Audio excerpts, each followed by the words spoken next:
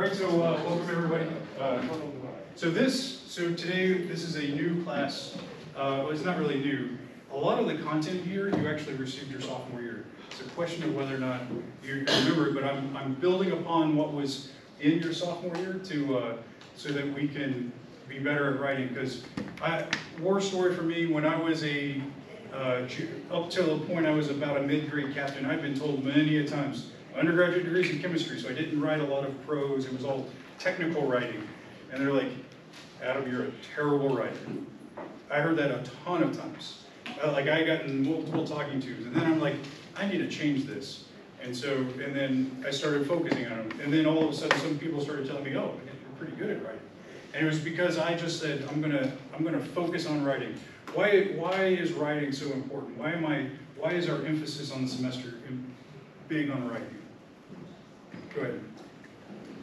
Excuse me. As officers, we're doing a lot of administrative work, so being able to write concisely and write out plans for units is a crucial skill.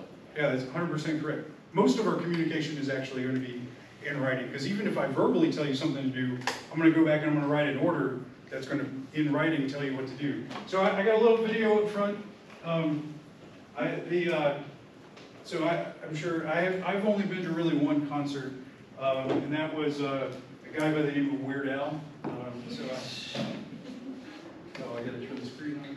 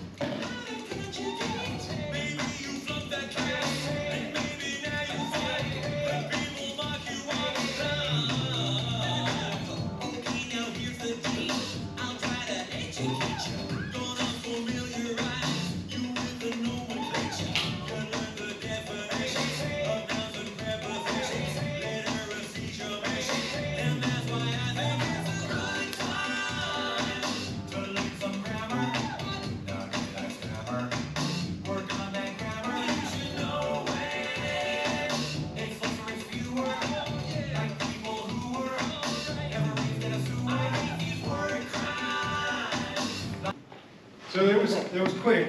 I find it very entertaining, and actually, I also find it very educational, because there's always something. So, what are some of the kind of the word crimes that he talked about in the video? Anybody catch any? Go ahead. Couldn't care less. Couldn't care less. Could care less. What else? Go ahead. It's for things with apostrophe that isn't like ownership. 100%. Using numbers instead of words. Numbers instead of words. What else? Who instead of to whom? To who instead of to whom? My favorite one was literal versus figurative. I literally couldn't get out of bed.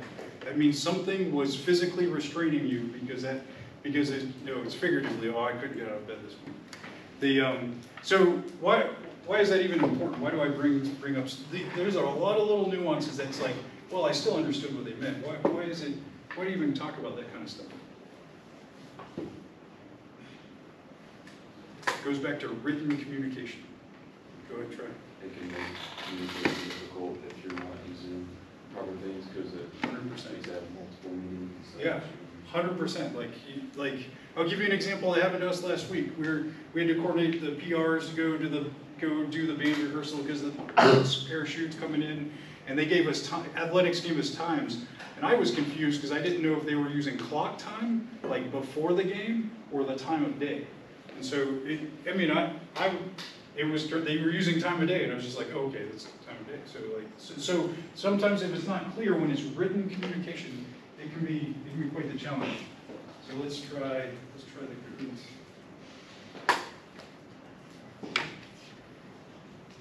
Oh, it's already making noise.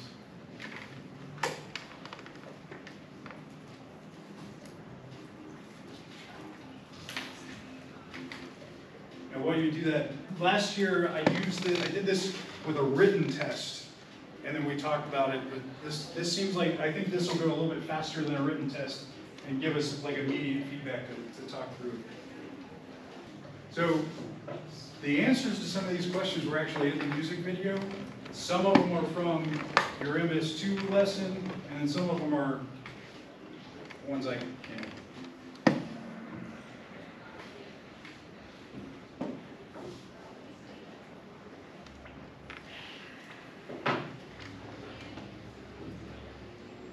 Right, which is the appropriate reference for preparing Army correspondence?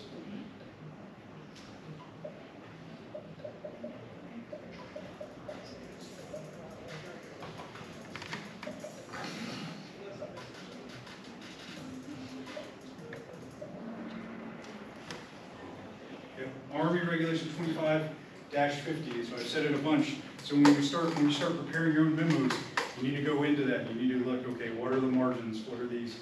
If you have, like, there is likely, and if you have a question about correspondence, there's likely an answer in there for you.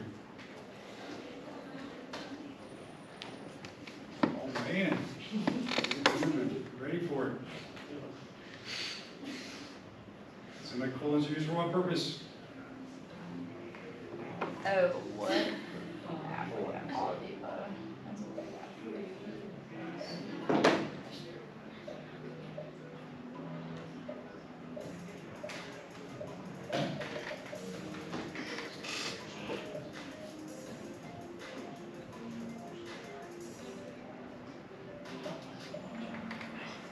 It is all of the above.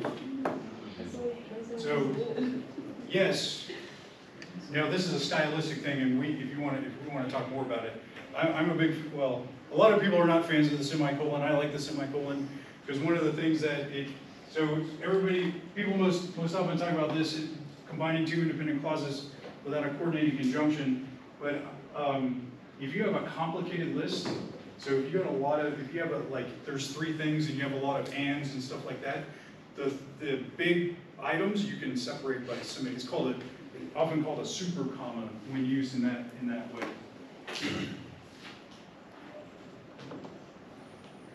Oh, she even gave the answer. Army writing must be understood quickly, complete, concise, clear, organized, and to the point. We're getting super great, so I don't even know we're writing. True. Yep. That was a question right out of your MS2 lesson.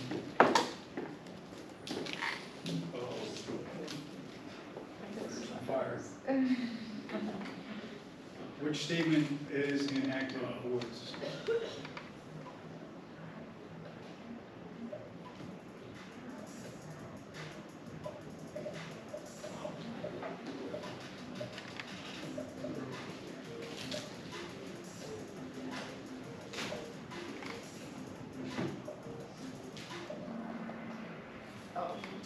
Oh, good job, good job. So, what is active voice?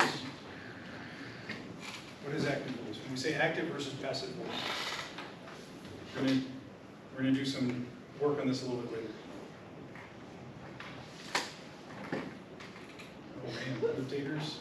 Go ahead. Probably not going to explain this stuff, but it's like the person or subject does the action, not the action being done by. Nope, that's 100%. So a simpler way that I think about it in my own writing is who does what? Who.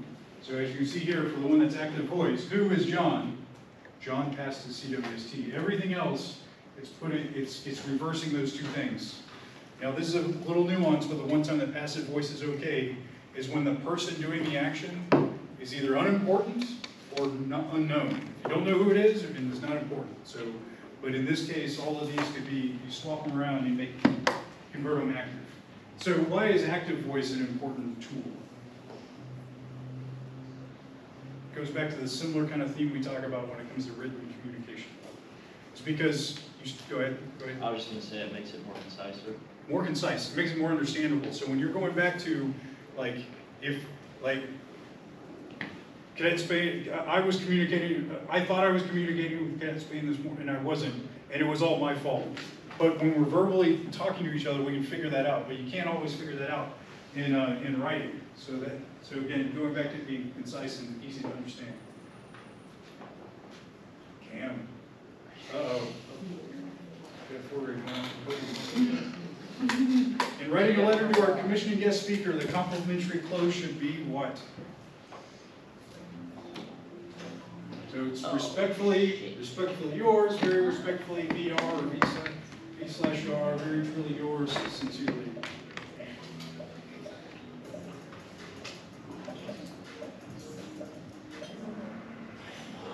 The answer is by AOR 25-50. The answer is sincerely. So I don't have the reg pulled up right now. I was going to show it to you, but in the back of that regulation, it lists everybody you might write a letter to and what the opening, the compliment, or whatever, the opening and the salutation and the complimentary close should be. And in most cases, it's sincerely. So that's why if you look at the emails from me, I put it sincerely on my signature block, because I can point to 25-50. Now, the Army takes a lot of liberties and goes, you'll see a lot of VR, V/R, respectfully yours. You'll see a lot of this, but according to the regulation, it's sincerely. I'm still up there. Which sentence is grammatically correct?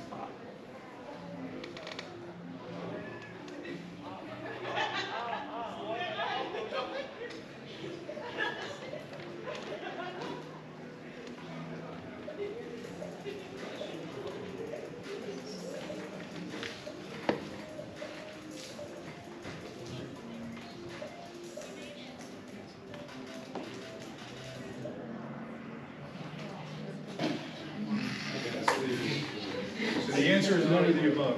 Why?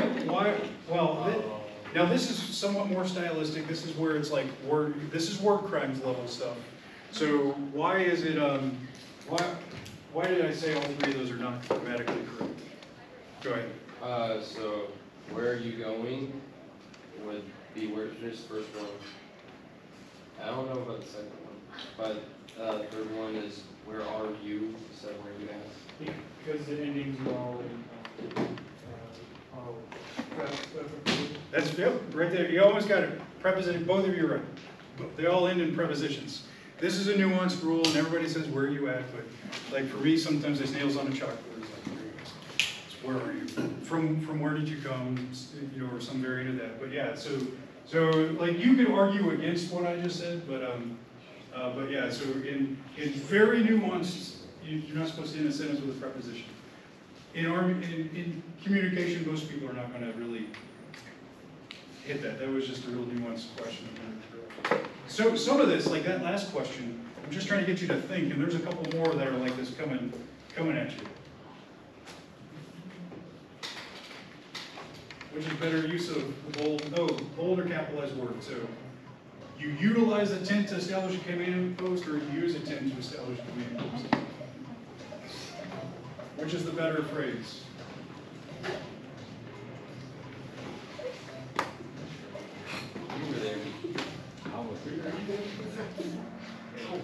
Use a tent. So again, going back to real nuanced definitions. So like, what are we communicating?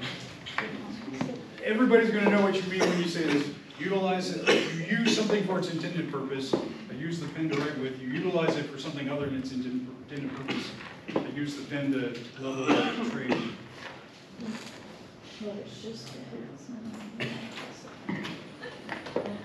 There's a couple more like that.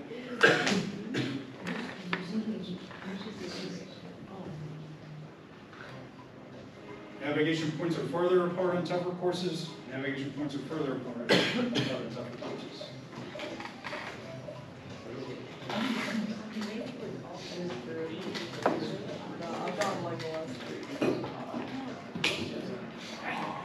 Oh, my man. Got you. What's the difference between further and farther?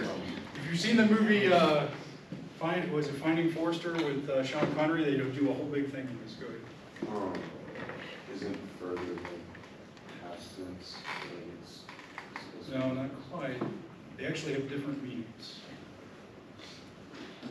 So I'm talking specifically about land navigation points and the distance between them. So farther is correct. So what do you think farther is?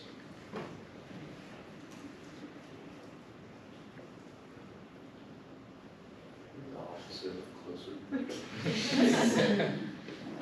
So it is, but then further is like going past, is that past? So what are we talking about? So if I say if I ask you how far apart is these 2 points, you're going to give me a measurement, right? It's in terms of distance. Further is not in terms of distance, it's in terms of depth. So I'm going to further increase your understanding of this material. You're not going to say I'm going to farther increase your understanding. Cadet Spar got mad at me because he used further when he meant farther out in the field, and I was like, maybe we're using farther.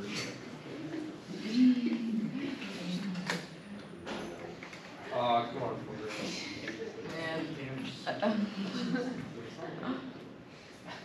Oh.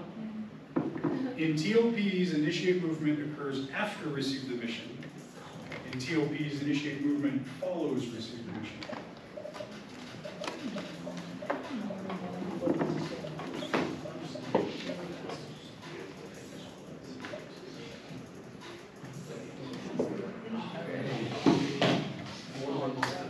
So this is a little bit more stylistic, and I was writing a big, long, 80-some page paper, and I actually got dinged for this very mistake.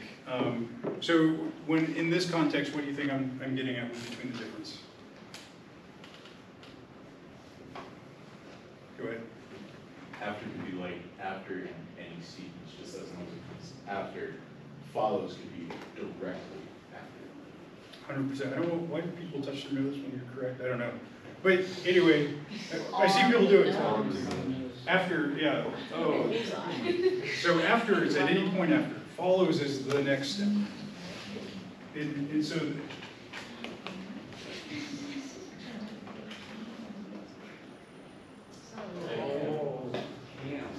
Damn, I remember when I was like. 4 grades back on the board. Oh, I think this is the last one. Tank platoons have less soldiers than infantry platoons. Tank platoons have fewer. This one was in the video.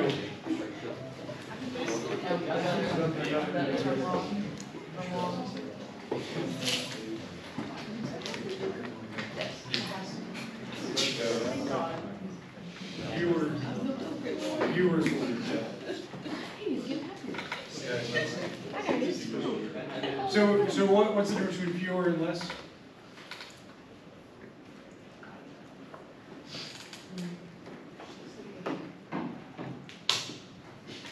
It was in the video, but it was quick. Go ahead, man. So, less is like less of the substance, I guess, and then fewer is like actual, like, countable quantity. Correct, yeah, you can count it. So you can count the number of, so it's fewer if you can count, so you have less water than he does, but you have fewer dollars in the bank than he does or something.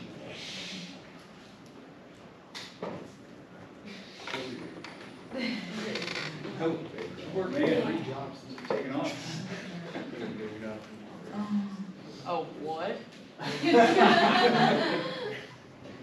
Oh,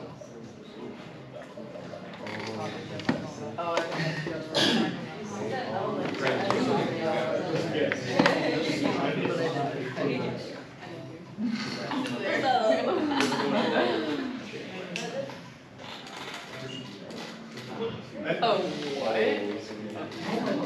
I love the reaction. This one, for most people, this one, and you can imagine, let's go right into the next one, because the next one's kind of related. Yeah.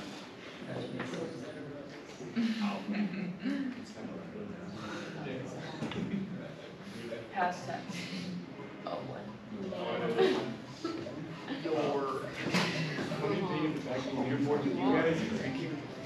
I know who else is not good. I'm all in back. Is it? Switch. Oh. Yep. Yeah, so the point of those are two easy ones that have very different meanings. They all sound the same, and people will often, and sometimes Word will even highlight it and say, I don't think you mean this word. So before I share the last question, what's the point of me showing all that? Because some of it was like, yes, you should have known this. You should have known what AR-25-50 was. You should know what active voice is. But why some of those are just kind of like goofy things. In the written test, I had last year, they had them write down sentences for each word. So my goal is just to like highlight to you, hey, am I communicating effectively? So every time, unless I'm in a hurry to like send something out, I try to go back and I go, is the person I'm sending this, is the person that's going to receive this piece of correspondence going to understand what I am trying to say? Is it an active voice? Am I being clear? Am I telling them, hey, who is doing what action? Those kinds of things. So finally, for the last question. Well, I just gave you all the Or maybe it's.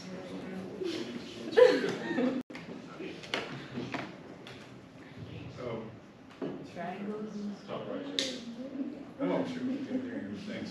It's the first time I'm trying new features to remain professional, because as officers, everything we must do is priority.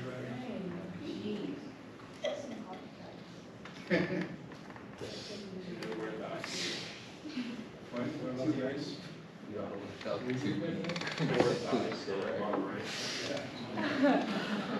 Becky and C. It's a Negro response. Yeah, I didn't even have to say. Because they can't spell. Good job, Who's Cal? Yog? No, Alright. Good job, Carly. I'm just kidding. That's Fishman. So you see the normal like sociological dynamic play out of, you know, how like people in the front row are like trying to get all the right answers. Like these three up here, like, I guess we be on the podium. There's like back there, you just enjoying the experience. I was doing pretty good. About the journey. All right, so if you were to go to Blackboard, so I uploaded to Blackboard, this is the MS2 class. There's some nuance, I keep saying nuance a lot. There's some specifics in there that talk about different types of memorandums and like what's different in memorandum of understanding. I really put that there for your reference. Okay, what is a memorandum? Here are different types of memorandums. But I'm really gonna, so just so you know that it exists as a reference to you, but I'm gonna throw up this slide right here. So this is what I say. This is like a little outside the curriculum here. But if you go bottom line up front, and you'll get into some of this when we get into the big P a little bit later, is when you're talking to people, when you're communicating with people, especially when you're communicating higher, once you get the bluff, what we call the bluff out, they may not need any more information. They may already have context of what you're talking about. So like you're talking about clear, concise, make it happen quickly. If you give the bluff and they're like, I'm good with that, don't need any other information. So you didn't spin this web. Well, let me tell you this story like you're talking like you're doing a novel. Then the number two is the active voice. So frame sentences by, if you just ask yourself, who did what? Who did what? Go down. And again, this is in your slide deck too. I haven't really talked about this, but this will become more and more important as you get more senior, is the amount of words you use, and this will play into your PE later. The amount of words you use tells the person receiving the information what is important. So you take the first thing so bottom line up front, the most important thing is that bottom line. The first words you use in the sentence are generally going to be considered more important than the words that are in the last of the sentence. How much are you talking about? Let's say I'm writing a one-page letter of recommendation for one of you to go be so you want to go to Oxford to be one of the Rhodes Scholars. And I spend most of the page talking about your physical fitness and none about your academics. What I've said about you is the most important thing is your ability to do PT, rather than go be like a Rhodes Scholar. It's a terrible example, but I'm trying to get the point across. I've done this before. I've written an evaluation for an officer. He was really in shape, and I write all this stuff about his PT. So I'm using a real world example right now. And then I was a company commander. My XO was like, "Man, you just told the promotion board that this guy can't do his job because all you're talking about is PT, rather than the fact that he's a fire support officer." And then these couple of bullets, like this is a little bit higher, kind of higher level, more like graduate level, like writing. But if you haven't heard it in some of your class, so that's actually a quote from the movie Outbreak. But adverbs. What's an adverb? It's an adjective.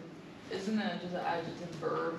Yeah, that's like an adjective for verbs. The easy way to identify an adverb is it ends in ly. There are more adverbs that don't end in ly, but if you're using dramatically, exceptionally, those words are generally not, you can use them, but they're generally not. Generally, I just used an adverb, are not needed. Transitions are important. So like when you're moving from one thing to the other, you have to like make it flow. So you don't want to just, if you do this jarring, or if you're writing an email about what we're doing for PT tomorrow, and you start out talking about PT, and then all of a sudden you start talking about lab without indicating why you've shifted from lab, that could be real jarring, and it leaves the reader going, what am I talking about? Because in the Army definition is it must be, in the other slideshow, it must be read in a single rapid reading, generally free of errors, things like that. This is a personal thing, so this is entirely personal. But I rarely will start out an email with sir or ma'am because it's ambiguous. So I ask people that when they send me like an email to not do that, to say PMS, like PMS or Lieutenant Colonel Green or something like that. Because what do? I scan through the emails, and if it says Lieutenant Colonel Green or it says PMS or something like that, or if it says my first name, depending on my relationship with them, I stop and I go, okay, that email is directed at me. But if it just says sir, everybody on the to line may be sir. So that's a personal thing I do to try to take out ambiguity. Would it be appropriate to say there was multiple correspondences? If the first one started out with Lieutenant Colonel Green, and the second would be like Cadet Spain, and then like after that it'd be sir, or no? Sure. Yeah, that's fine. Yeah, that's okay. I get what you're saying. Just from a stylistic standpoint, it seems weird if you're going to say Lieutenant Colonel Green every time. Met TC, how does it? Just understand. So like when a lot of people screen there, especially if they get a lot of emails.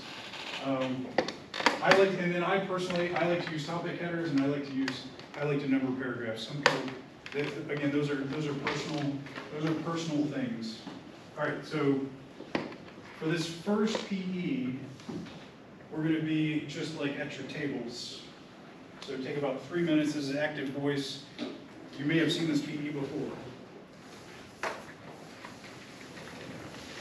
Yeah, so just you two. Yeah, so like these groups. So this is a group of 3. You can split into 2 groups. All right, let's come back together. Who wants to take a shot at question 1?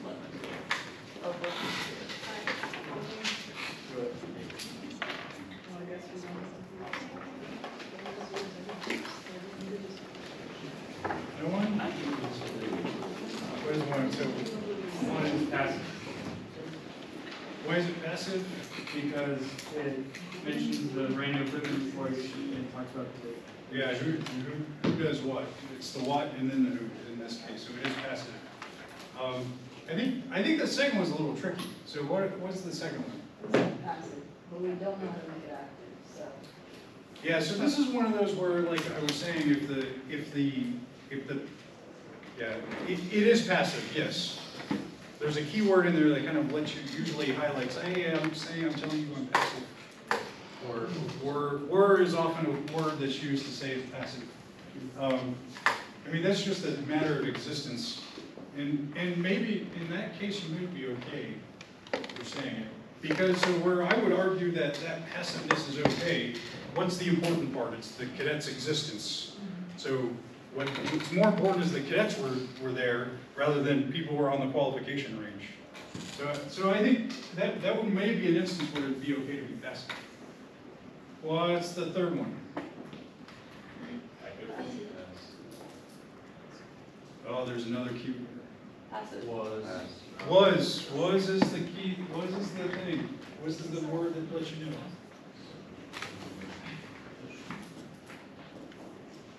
The next one, the fourth one?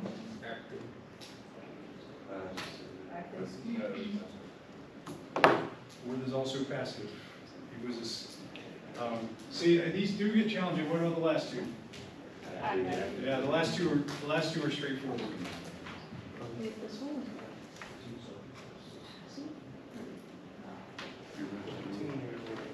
Any feedback? What about part two?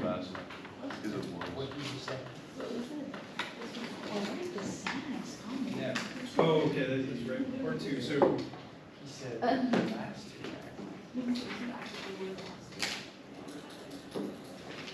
here, I'll just go ahead and down. All right. So here's. I did actually use an answer. I didn't create, but this is actually something I didn't create. So here's what. So that's where number two, I think, is misleading because it says cadets qualified on the range. Well, we weren't saying what they were doing. So it is, so yes, it was passive when you say cadets qualified on the range, but I think we're almost talking about two different things. Yeah, I was gonna say, nothing in the original sentence actually indicates that they did Right. all. Right, 100%. Other than the fact that you're making an assumption You would hope. that they're because you could be zeroing on it, or you could be confirming your 200-meter zero on the qualification. So anyway, that's where, going back, that's where like I'm confused. Like it's got to be clear in language. Go ahead. You could probably do the cadets shot at the qualification. Cadet shot it. That would work. That would work. Okay. Who's? All right. So for the next PE, we're gonna get in our groups of article. We're gonna get back into our groups of article. So, and then what you're gonna do is I want you to write a paragraph, 3 to 4 sentences, or 3 to 6 sentences, make it as long or short as you need to paraphrase what that article is about. So organize into your groups, or the groups, maybe. I Do you want pen and paper, sir?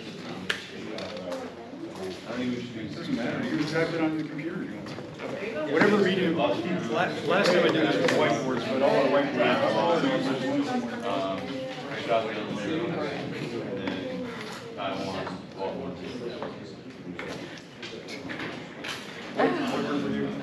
We're the deep outside America, but just for this. Why are we? Okay. So me, it's about how much is that below. So you said Decided not. summarize the article using the Army. So all this stuff culminates in. Hey, so let me give you a little bit better of a scenario. So I say summarize the article. Let's say your commander told you to read this article and then summarize it for him or her so they can understand what it was talking about.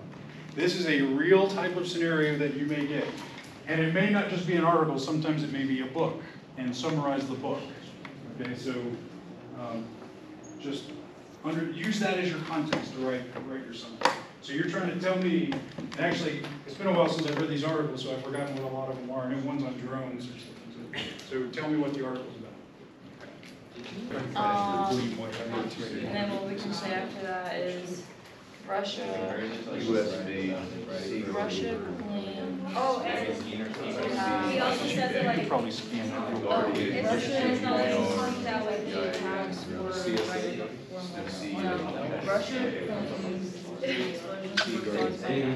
way things are written are not always the way that possibly behind stack that. It's a fantastic. But I know, but we have to say like in a way that he's saying. China is weaponizing your weapons. A possible upper hand. So, yeah, upper hand.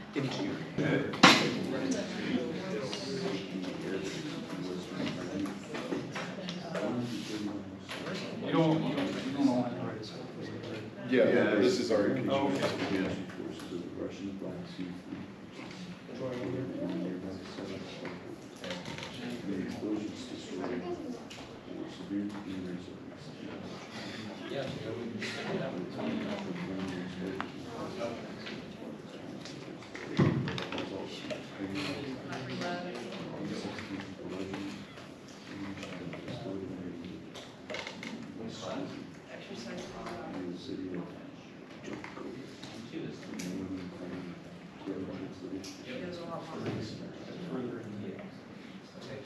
The one thing I would offer to you is that this second sentence is passive. Taiwan has responded, Taiwan responded. So a lot of times, some of this is a personal technique, a lot of times what I'll do is I'll just look at the prepositions and take them out and just change the meaning of the sentence. So a lot of times we'll clean those all of this. Make it pretty concise. That's not, I mean, that's not a hard and fast rule. Language, nothing's hard and fast.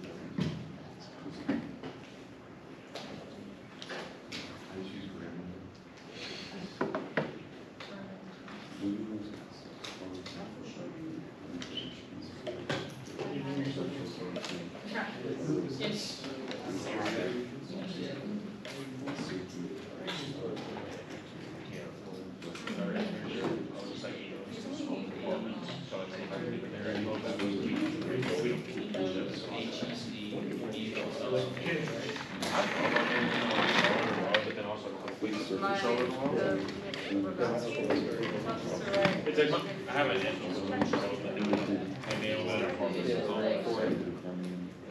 but they went down.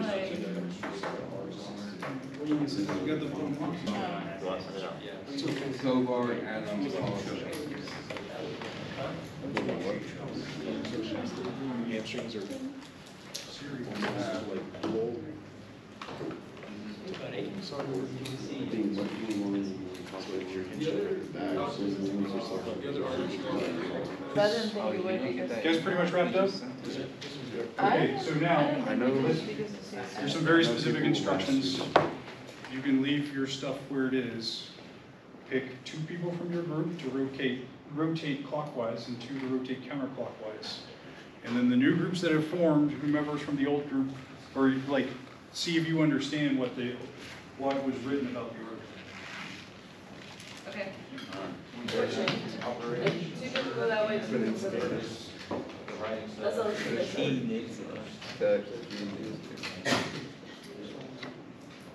What? What did you say? It's not how it's supposed to be at first. I said an officer. You want it. Right? 2 clockwise, 2 That was how it is. But if there's only 3, one of you stay there. So you, if you're the officer, what you can stay there since everybody else lives there.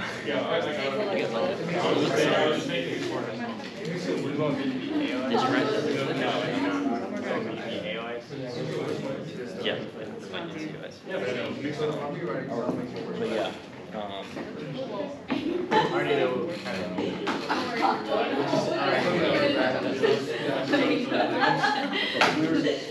Like just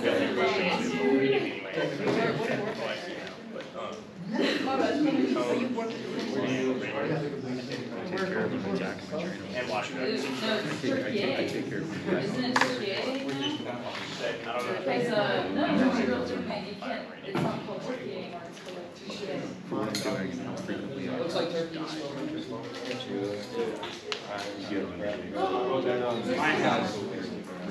Why would it be?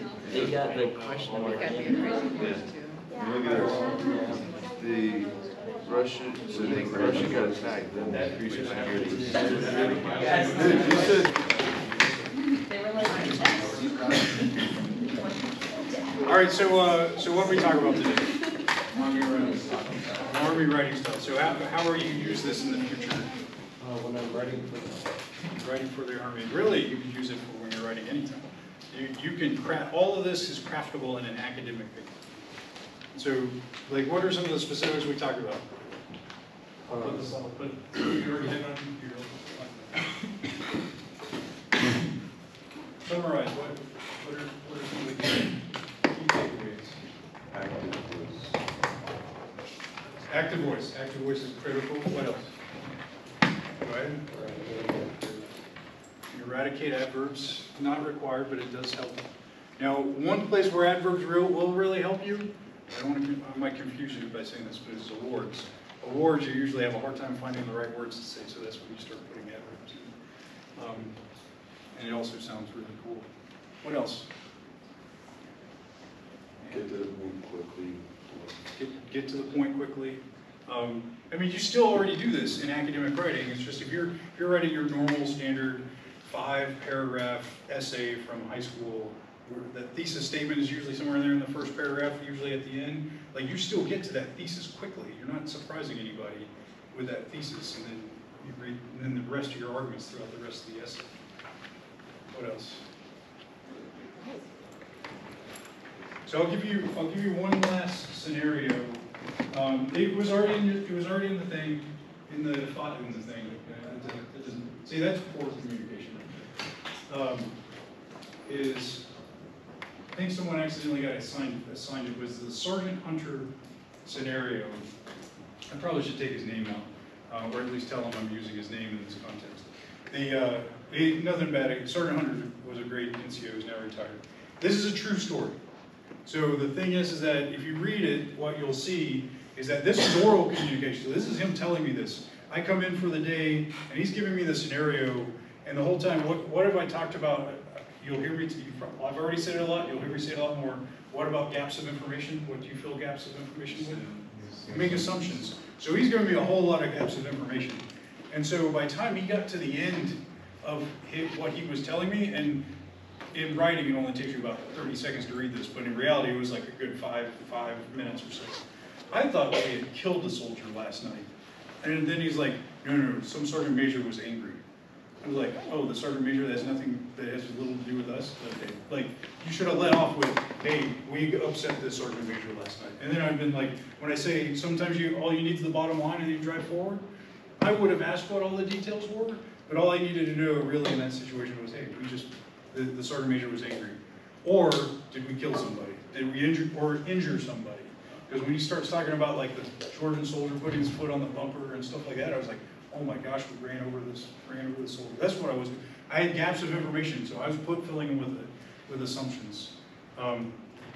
For the future, for your own Army writing, you can bounce stuff off of me. You can write, you can draft it, you come talk to me. I will be more than willing to help you, because my goal is to make you be successful in your careers, like after you leave here.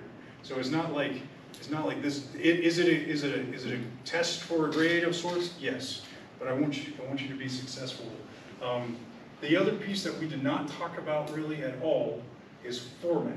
So AR-25-50 very directly lays out what the formats are, and if you need assistance, and where I've seen your last year's class have struggle with is they would share formats and the formats would all be wrong, and then I would get these wazoo formats.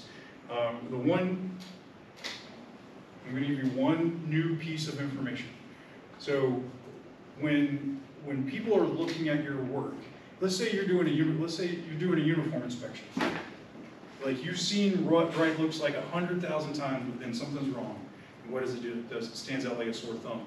So you know, if you're going to do a uniform inspection on the PRs, and you know the ribbons are in the right order,